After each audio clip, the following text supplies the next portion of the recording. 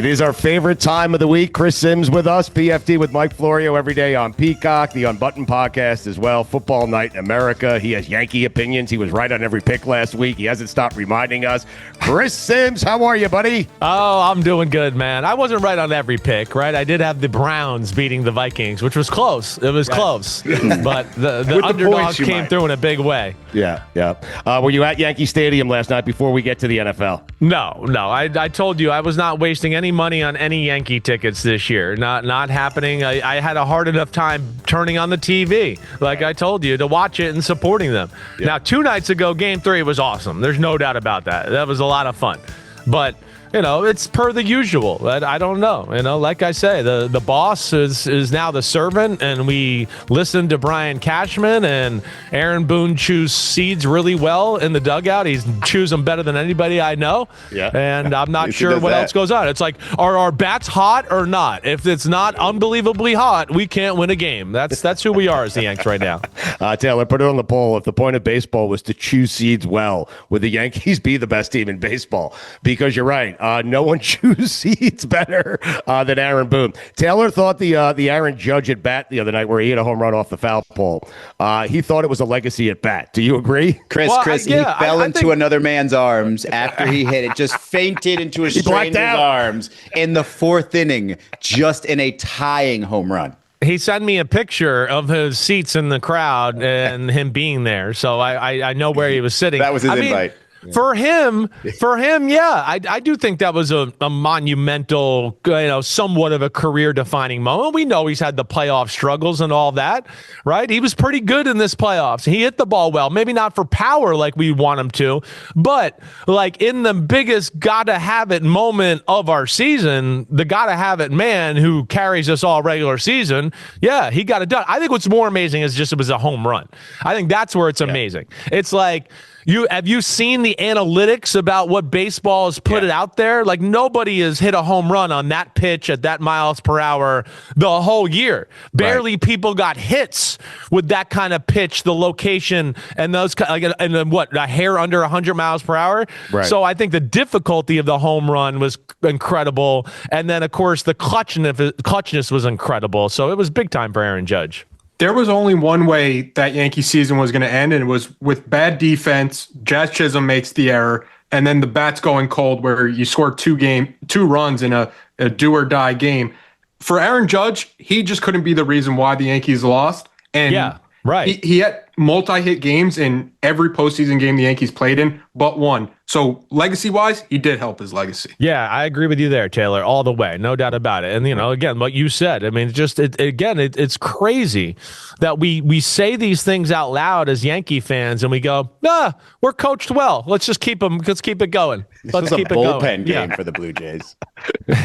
Wait, do you fully expect the same 2 guys who were in charge to be back next season? Oh, so I've been doing ESPN with Michael Kay, right, on Thursdays, and he asked me about New York football and do all that. Yeah. And I expressed some of my thoughts on that radio station as well. Nice. And he asked me, he's like, "Are you rooting for the Red Sox?" In the last game, it was Game 5 or Game 3 of the Red Sox series. He goes, "Are you rooting for him?" I go, "Yeah, I'm rooting for the Yanks because I'm sick of Boston and the Red Sox and Boston sports whooping our butt. But there's a part of me that's like, oh, I'd like a regime change, and if they lose, maybe that happens." And he, without a hesitation, was like, "Well, that's not going to happen. I can promise you that." So Michael Kay says that. He knows, and yeah, that means nothing's happening. Poor Yankee fans, just stuck with making the playoffs every year. Yeah. Well, no, you're right. I hear you. We're spoiled that way. But for a sport that is not favored for everything to be equal, and we're the Yankees, we expect to be in the World Series more than once every 16 years. Right. And you look at the Dodgers right now and you go, wait, are they the fucking Yankees? Have they just taken over? They give me total Yankee vibes. Just like, oh, we need a big moment. We'll come back. We'll win. Oh, it's a big game. We'll win. No problem. And we don't have any of that magic anymore.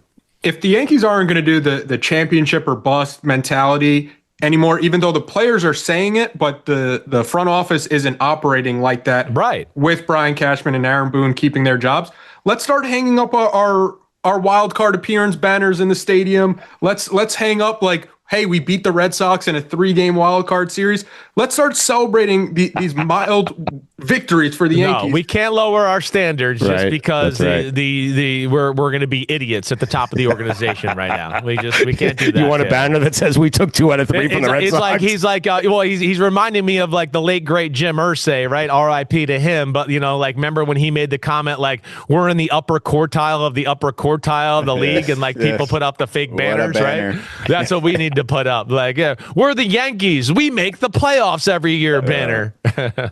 I'm a Mets fan. I take it. I hear you. And that's the difference. Yeah, you're right. Right. You mentioned the Browns. They almost won the game. They didn't. Dylan Gabriel got his first start. What do you think of him? Well, I thought he did well. I mean, again, it's not an easy circumstance to be thrown into, right? Going overseas, playing Brian Flores and that defense and what they do there.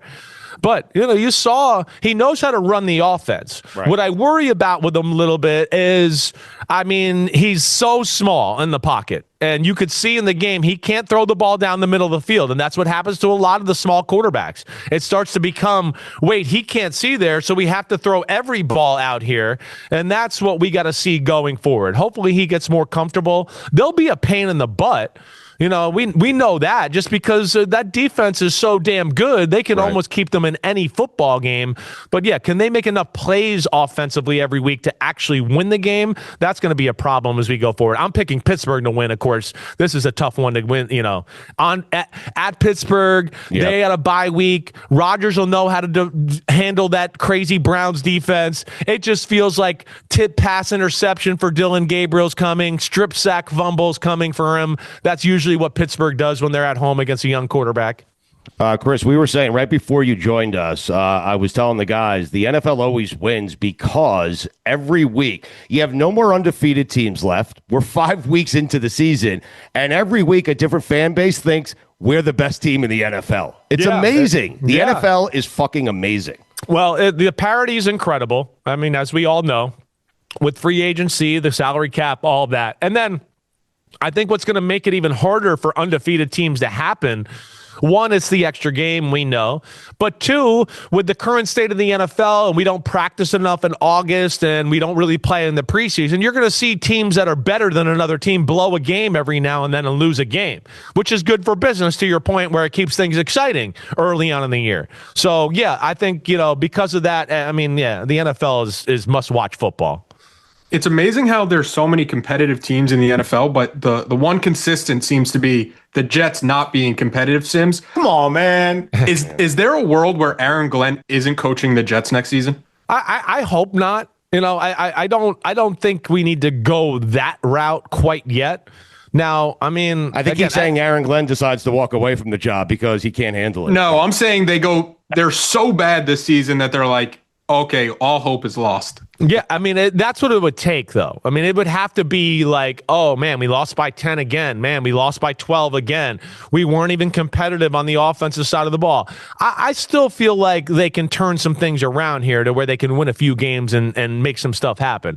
But I'm always a believer, Taylor, and just, for the most part, when you give a head coach, and I'm still going to sit here and go, would you call the damn defense? All right. But on top of that, you do got to let the personnel department and everything kind of work their way all together here to where they can get the kind of guys on the field that they want, that fit their system on the defensive side of the ball. And I think all of that. So, I'm never in favor of that type of move. And I think it's only warranted when we look at it and go, oh my gosh, it's 1-12 and it's a disaster and all that. They made the wrong decision and on the quarterback position, and they put too many eggs in that we're arrogant and we think we can make it work and give a Jared Goff type story here to Justin Fields.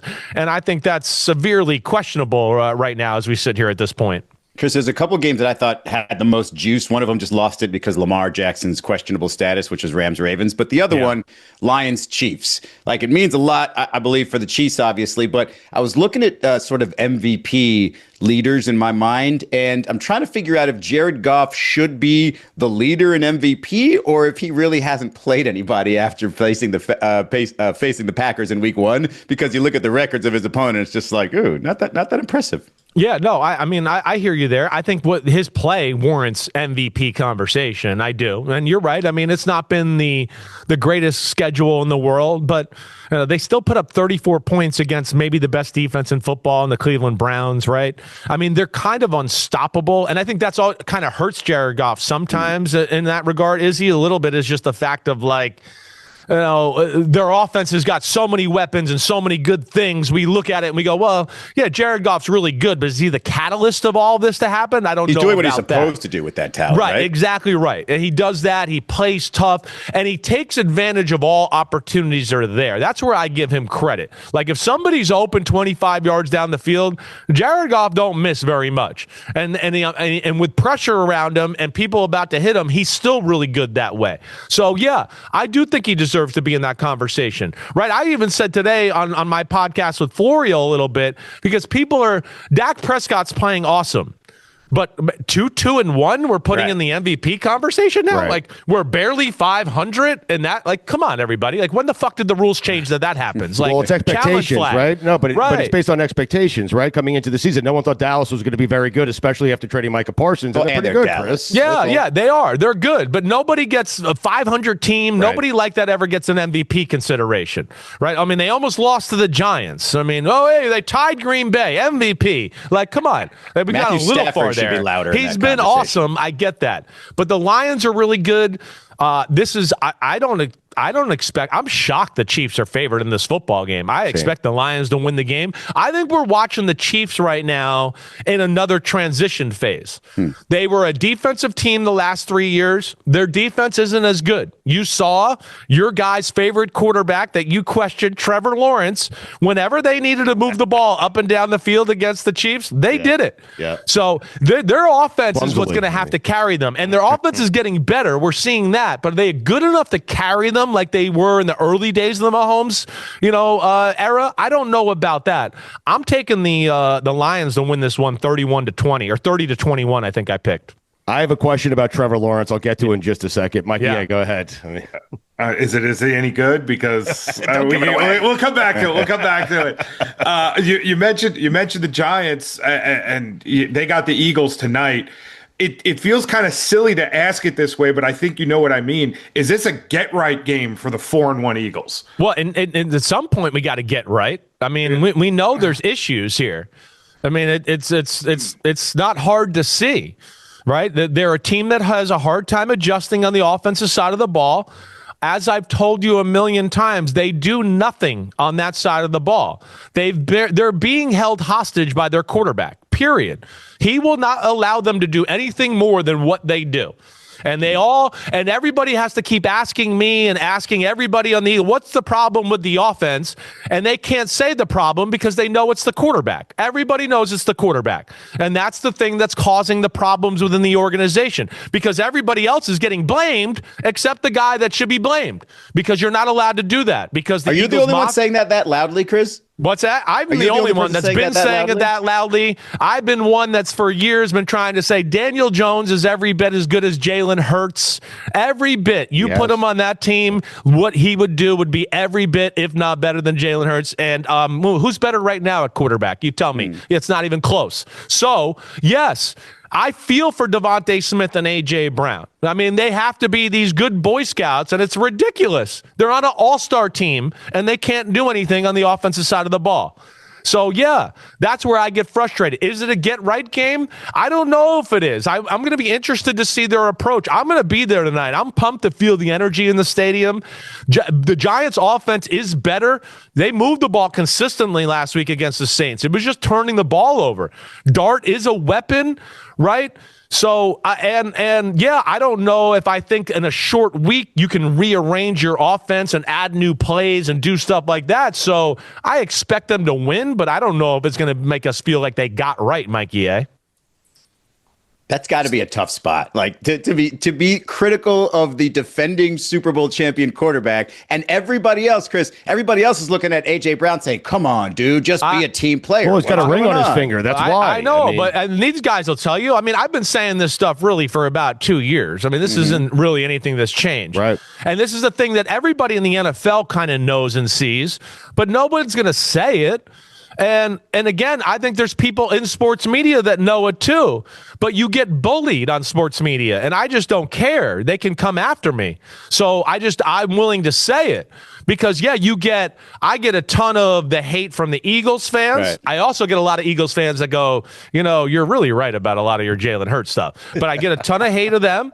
And then the worst thing about it is I get racism stuff about it too. And I want to go, are you kidding me? Like, come on. I got more black friends than white friends in the world. It's not even close.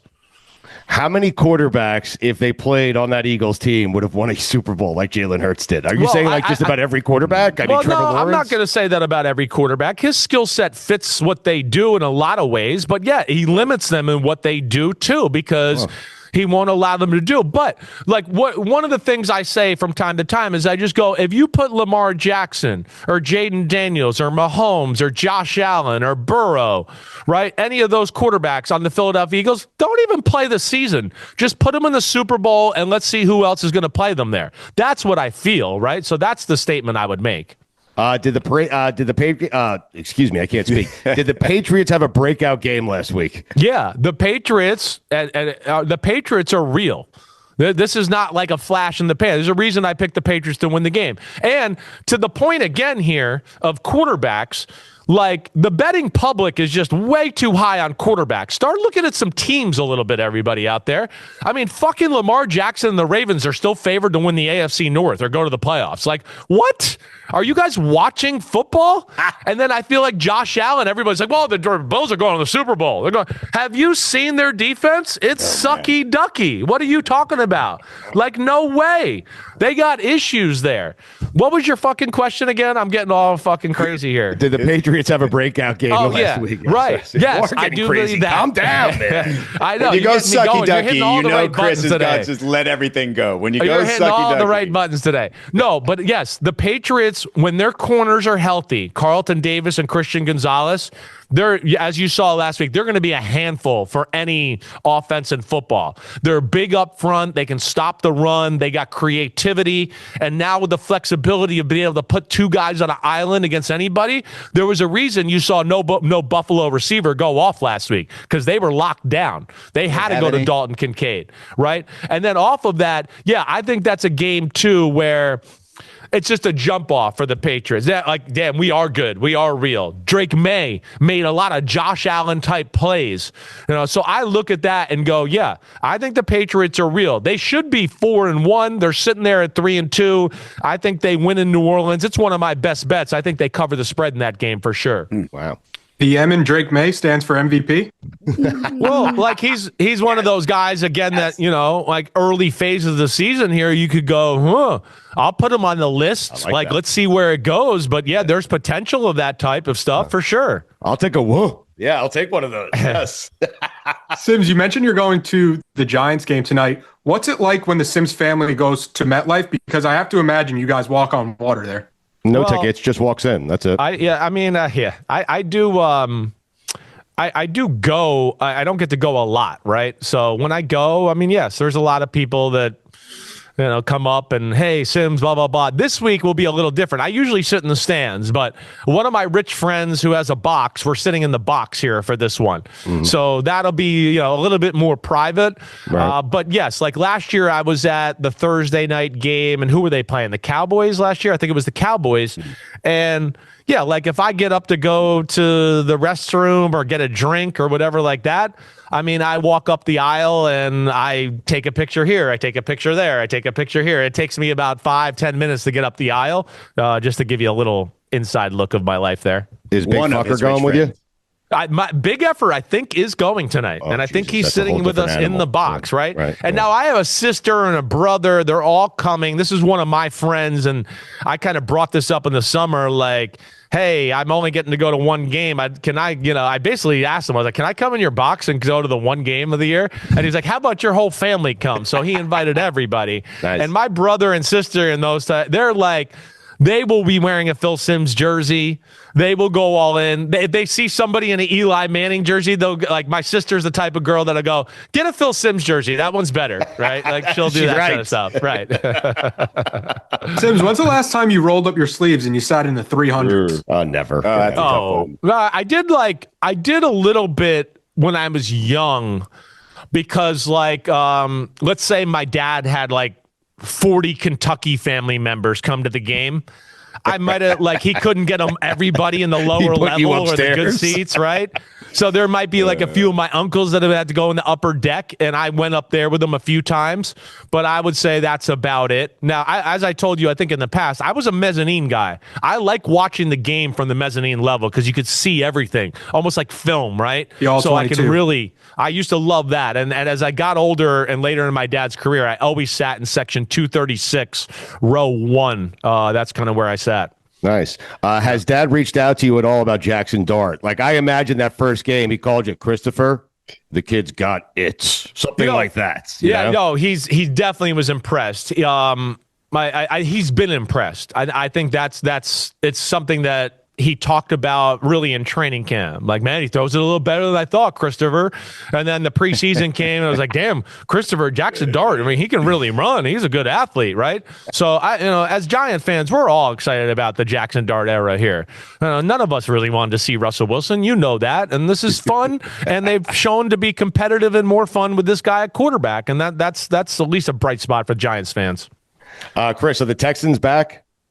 The Texans, I don't know if they're back, but I'm not giving up on them. Right. I think the defense is really good, and we were talking about last week that should not be an offense that tries to muster up points, and they did it last week. They put up 44 like a real offense. That's right. I mean, nothing cures a bad offense better than playing the Ravens, and that's why the Rams will beat them by 17 points this week. Right. But I think that's a step in the right direction. I don't want to say it's cured yet. I'd like to see a little more, against, let's see, after the bye week, I think they play Seattle and San Francisco. We'll get a better feel. But to your point, Stugotz, like you said, their defense is it's so good, it's going to keep them in every game. And let's see if that offense can grow and they can get these receivers all comfortable in this offense. I'm hopeful for it still. I am. What happened there? I thought someone had a question. What happened there? Flacco to the Bengals. You excited? Well, no, I'm not. Well, it's so what? Right. What do we expect here? There's so many problems on that football team. It to me is more of like a desperation move. Right. That's what we're seeing here. Mm-hmm. Will he be able to maybe make a few more explosive plays in the pass game? Sure. Right. Will he throw less interceptions than Jake Browning? Maybe. I mean, I don't know. I mean, Joe Flacco, like we talked about the last 2 or 3 weeks, like start Dylan Gabriel. If the veteran's going to throw interceptions, why not let the rookie come in and throw interceptions? So I don't sit here and go that. I think we're at a critical mass of the brass there in Cincinnati going, oh my gosh, we're such a disaster. And everybody, the spotlight's on us that we're nothing without Joe Burrow. Apparently Joe Burrow and Jamar Chase and Higgins have just carried us totally here. And I think that's where they felt like they had to make a move. And I brought up earlier in the week, like to where I think they had to make a move too. They got to look competitive or Joe Burrow's going to be like, Mike Brown, we suck. Our coaches suck. What the fuck are we doing? Change the regime. I need some help here. That's what I think they got to worry about. I think it's looking so bad that Joe Burrow, who's not afraid to speak his mind a little bit, is going to be like, see what I'm dealing with? We got to change something here. Just spending the money in the wrong positions, right? Maybe instead of one great player, get a little bit, a handful of pretty good players. Well, maybe. The Bengals are cheap. They've made some bad decisions. I think you can talk about developing and coaching. Like Joe Burrow's point in the offseason, Izzy, I'd hit you with, let's see. The Eagles are doing okay. Some of the other teams are paying, the Lions are paying that many people on the offensive side of the ball. There's lots of good teams doing that. You got to balance the checkbooks and figure it out that way a little bit. So yeah, between drafting and developing, not being aggressive in free agency, that has hurt. But yeah, I understand what you're saying. But at the same time, there's plenty of other teams I could show you that have that formula that they somehow seem to field a competitive football team, and still can get it done without their quarterback being in the lineup, at least to play competitive football. Sims, Cam Ward and the Titans get their first win, and Cam Ward gets his first win in his NFL career. What did you see from him? And have there been more positive signs than negative signs when it comes to him? I got no worries about Cam Ward. And you guys know me. Yeah. I'd be one to tell you if I had worries or something I don't like or whatever. Everything that you worry about with Cam Ward, it's just the team related. They're just not that good. But you're seeing enough highlights to go, oh, shit, that throw there. Oh, shit, he's smooth in the pocket. I mean, so I like all of that. You know, I mean, they had a shamrock, a horseshoe, and a rabbit up their ass last weekend to pull that game off. I mean, that was the like rare trifecta. I mean, the trifecta, like totally. But if people are open, he's going to hit you, and he's capable of making throws that very few people in football are. So, yeah, I'm still very excited about Cam Ward. Chris, I apologize if this is a sensitive question, but no such thing with me. Okay, great. Are we supposed to pretend that Texas was not ranked number 1 before the season started? We're supposed to pretend that people know so little about football that this team is now down in the dumps when they were supposed to be the best of all of them. Yeah, the expectations got to them. I can tell you firsthand, when you're in Austin and they think you're going to be great, it's a trap down there. Right. Well, you get treated like here's direct quote, Kyle Shanahan, who went to Duke first and then transferred to Texas. Okay, I was a little younger than him, but of course at Texas and about to be the star quarterback and the guy and all that, right? I mean, he would go out with me, whether it was lunch or go out to 6th Street and have some fun. And his direct quote was like the second time he ever went with me, he's like, man, they act like you're John Elway around here. And I was like, I know. Isn't it fucking crazy? Like, I literally said, I was like, isn't it crazy? I haven't done shit. Like, I literally think I said that to him. I haven't done shit. And he's like, yeah. He's like, I've never seen anything like this. So how do you, everybody in Austin, is rolling out the red carpet and kissing their ass everywhere they went. So they fall into that trap. I think it was a curse that they played Ohio State week 1 and Matt Patricia kind of showed college football. This is how you defend Steve Sarkisian's offense, right? So there's that, right? Then there's the pressure of, hey, we have Arch Manning and he's supposed to win the Heisman and he's supposed to be the number 1 pick in the draft and all that. And of course, he's not playing well. You know, he's just not. It's not just him. I mean, they're not running the ball. There's a lot of things. Special teams last week, you saw that. But then on top of that, he's not throwing the ball well, and that's affecting his decision-making on top of that as well, because now he's seeing people open, and he's like, I don't trust if I'm going to hit the target. Let me see if somebody else is more wide open. And it's like, no, big-time college football, one guy opens a lot. Like, you're not guaranteed to get other people. And I think all of that is just kind of snowballed out of control, man. Is that direct quote? Is that tattooed on your chest? It is under right next to his face. Yeah, under the picture of Kyle. Yeah. Like that's which quote though? Like that's fucking crazy or which they treat you like John Elway. Yeah, it's crazy. It's crazy. Now, when I lost a game or two, they didn't treat me like John Elway anymore. Let me just tell you, they treated me like Johnny Dipshit. Okay, that's what they did after that. You probably liked it better though.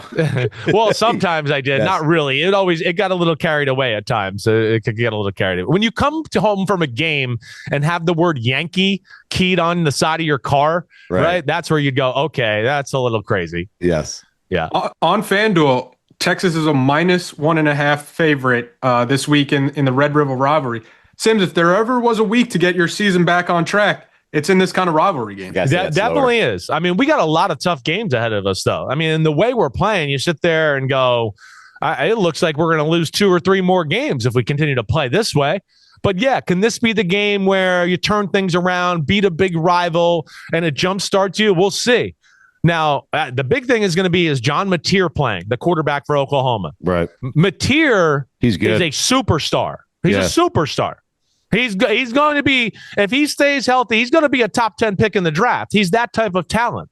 Right. So I'm interested to see if he plays this weekend. He's a crazy dude like Baker Mayfield, where I think wish he was push 2 the inches limits. taller. Yeah. Can you make a case right now for Baker Mayfield as MVP? You probably could, right? Definitely, without a doubt. Like that. And then now that's an easy one. Yes. 4-1. Right. They win every game because he's clutch in the end with big throws. Yeah. Like no doubt about it. Like Baker Mayfield is the best dollar for dollar bargain in all of sports right now. Wow. Any position, wherever you want to talk about.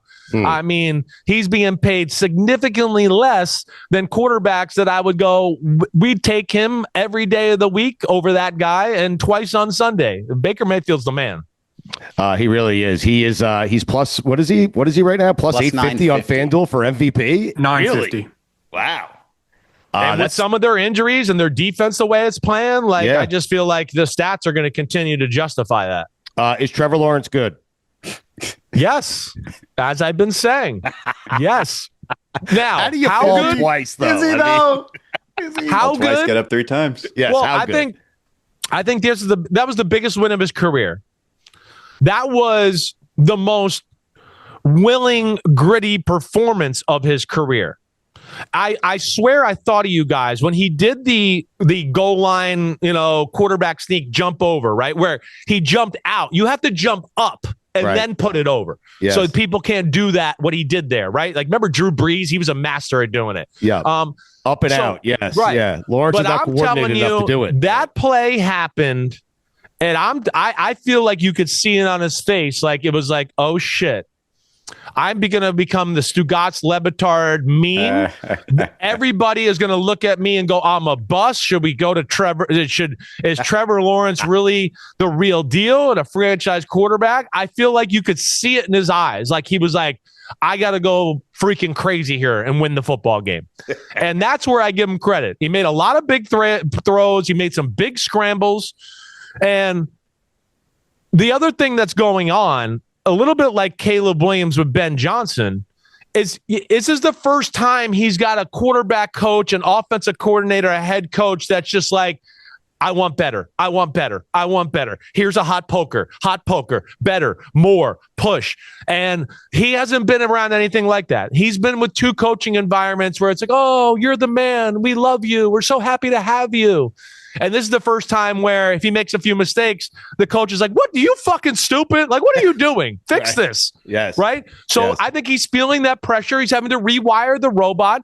But how can you not be impressed by Jacksonville in a game where we thought Kansas City's got it going and figure it out a little bit? And Trevor Lawrence will do something dumb, like you guys have always said, and they'll lose the game. And yeah, he did one dumb thing, but he made more smart than dumb in that game. That's Are for you sure. talking about tripping over his offensive lineman's foot? Or Well, that happens, but Right. hey, he still but how had does that happen? And then he falls down again, and there's not I a know. defender within 5 yards of him. Oh, well, yeah. They got lucky. The left defense and they got pancaked. They got Right. lucky that Chris Jones was loafing and kind of just like sitting there looking. But He really yeah. was. And I can, as you know, it's like a nightmare. That nightmare dream you have where you can't run and you fall down and you're like, why can't I run and fall? Like, that's what it's like when you trip in the pocket. You're literally like, I gotta get up. Oh my gosh, they're gonna get me. And then you trip Your legs again. are burning all of a Because sudden. you're so panicked. You're like, you trip again. It's like a horror movie. You're like, Jason or Michael Myers are coming. And that was phenomenal that he got in the end zone. Crazy play. Chris, in terms of judging, just hear me out here. In terms of judging Jacksonville as a team in the overall, I think this week is actually more important than last week because this is a letdown spot. You have Seattle, who's a good team, 3-2 coming across the country. Yep. This is a game that if you want to be considered a contender in the NFL, you have to win this game at home, even after beating Kansas City a week ago. I don't disagree with you there, right? And then you wonder whether it'll be a letdown game. I'm with you there as well. I'm worried. And Jacksonville, in Seattle, excuse me, matches up with Jacksonville a little bit. And you guys hear me say that you can be better than a team in totality. It's still a matchup league, and you're going to play some teams sometimes where you go, we're better than them, but they have some things they do that cause problems for us. Seattle can stop the run. They can do that. And if the ball hits their hands in the secondary, they'll intercept it. They'll intercept the pass and do that. So if Trevor has one or two of his dumb plays that we know can happen, like it's going to be interception. So that's what you worry about a little bit. And the Seahawks offense has got it going a little bit, as we've seen. I mean, Sam Darnold's playing well. They make plays on the run game and the pass game. But I'm going to take more of the angle here, Stu Gotts, like the Jaguars, the Broncos last week, the Patriots. I think those games, I think it's going to be, wait, we are good. Like, it's going to be more belief than letdown. It's going to be like, okay, no, we got something going here. I took the Jags to win a close one at home, but I certainly wouldn't bet on that one. Sims, we mentioned Chris Jones, and Izzy, you weren't here when I gave this stat earlier in this week. Jamar Chase this season has more tackles than Chris Jones, 5 versus 4. Well, That speaks to a lot of things, statistic. right? Yes. That speaks to a lot of things. Yeah, Jake Browning throwing interceptions like every third throw. Right. But and I also don't want to say like Chris Jones has never been about the stats. He's been my favorite stat. He's the ultimate fuck up the play, and that needs to be a stat sometimes. Now, he's not as good as he used to be, but he's still disruptive. And he's still, if you sat down and watched film with me, Taylor, you'd go, man, I didn't realize Chris Jones was in the backfield that much. I didn't realize he ruined that many plays watching on TV. He still can do that. And that's where, I don't always love stats for defensive tackles in that position because it's sometimes more than that. Taylor would give his right arm to watch film with you. That sounded like an invite. No, he would. Yeah, I've been trying for years. No, and he has and never. It has never happened. But Taylor would give an arm for it. I like fuck up the play. I think we should call it FUP or something like that. Yeah, I've been. This has been something I even from my Bleacher Report days I have been on. Right. I really started with Aaron Donald and Michael Bennett of the Seattle Seahawks, Disruptors, right? Yes. Yeah, because you were like, wait, you watch the game and you go, like, especially the Legion of Boom, you go, the best player in the defense is Michael Bennett. Like, he's unblockable. But he didn't get the tackle. He didn't get the sack. He didn't do stuff like that. You watched America's game that year when the Patriots played the Seahawks. Yes. That's all the Patriots could talk about in the lead up to the Super Bowl. Can we block Michael Bennett? Because he's going to ruin the game. That's what he was. And, those guys get undervalued sometimes in the NFL. Just a couple of games. We'll get you out of here. PFT with Mike Florio on Peacock every day. The Unbuttoned podcast. A Football Night in America. Great one this week. Chiefs and Lions. A great one at 425, I think. Bucks and 49ers. Who do you like there? Yeah, I'm going to take the Bucks, right? But I think it's a close one. I wouldn't be one. I think that the bottom line is the 49ers defense is good. It's not as dominant as we've seen them their best years, a Super Bowl, NFC championship. What I worry about a little bit is 49ers can't pressure the quarterback all that much, and that's dangerous against Baker Mayfield because they're going to throw the ball down the field. Tampa's offense is just functioning at such a high level, run game and pass game. They put you in a bind that way, and I still am worried about just the injury status of the 49ers football team. So traveling across the country, 1 o'clock, or no, that is a 4 o'clock game. Like you said, you're right. I'm going to take the Bucks. I took them 24-20 in this one. All right. That first Monday night game. I'm intrigued by the second one. I'm sorry, Bears Commanders for last year's draft. Whoever wins the game wins the draft from a year ago. Caleb Williams and Jaden Daniels. I love Caleb. I love Caleb Williams. I like Jaden Daniels too, but I think Caleb Williams is going to be a superstar. Chris, I do too, and maybe some people would argue Jaden Daniels is already, and I get that. I mean, he's a special player. I think Caleb Williams' top end talent and potential to me is greater than Jaden Daniels. I do look at it that way. Them with a week off and a Washington defense that I don't think is all that good. I think this is going to be, but at the same time, the Bears defense ain't that good either.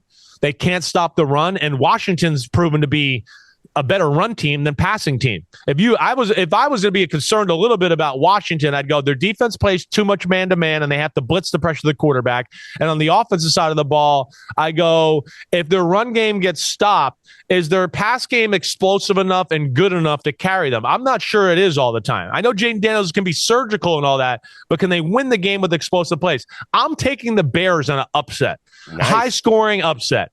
But only just because I'm going bye week, the Caleb Williams angle you're talking about, Ben Johnson being motivated by the Commanders beat me last year when I was the Lions OC. I'm kind of going that angle, and I don't think the Commanders are quite as good as everybody thinks. I'm going to do that.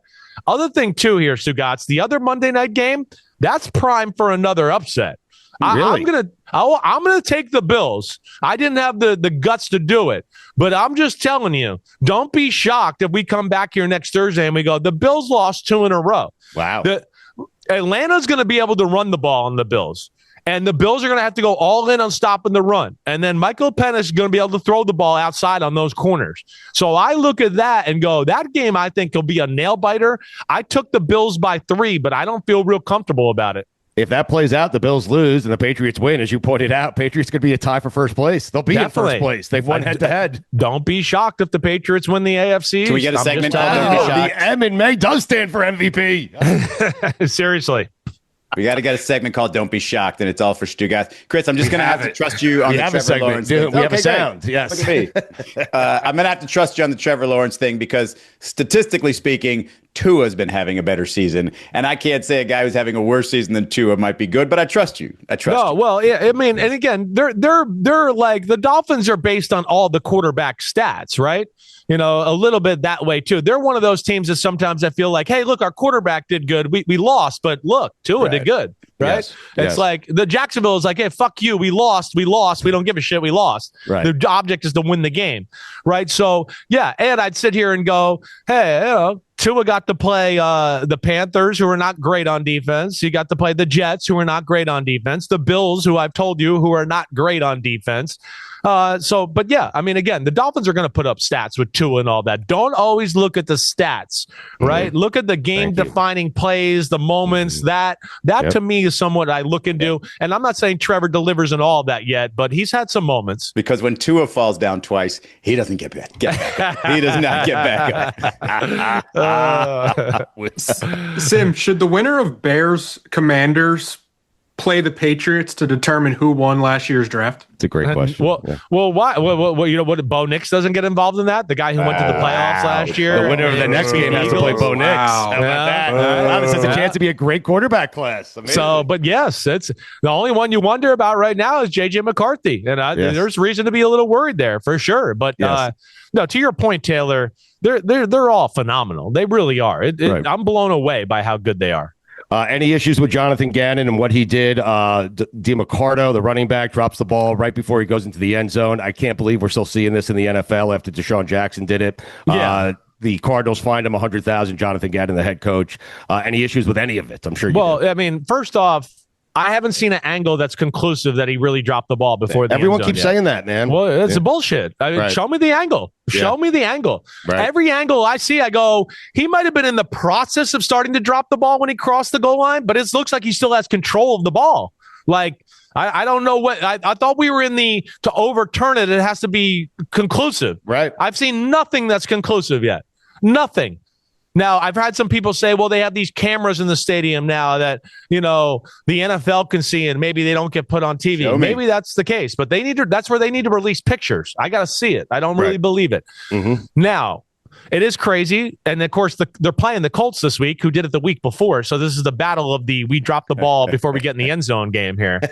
What a battle. But yeah, what a battle. But also, like, no, the reactions of what Jonathan Gannon did, like in 1960 Vince Lombardi, that wouldn't be acceptable. And we know things like that were acceptable then.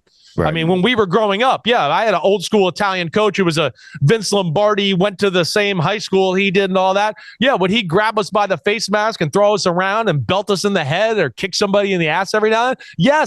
Yes. And I'm still in favor of that. I wish that went down, but we know that's just not the reality anymore. Right. So to act like that as he's being consoled by other players on the team, because obviously he's devastated, right? And then to go over there and get in his face and verbally tear him apart. Okay, that's one thing.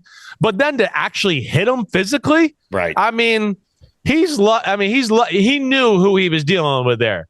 Like, if he did that to some other guys, he might have got his ass beat on the sideline. I mean, seriously, that crossed the line. That was not a good look for Jonathan Gannon. Interesting. All right, man. We appreciate it. We kept you long today. Thank you. Thank you for bearing with us here. PFT with Mike Florio every day on Peacock, the Unbuttoned Podcast, Football Night in America, Chiefs and Lions this Sunday night. Any college this weekend for you?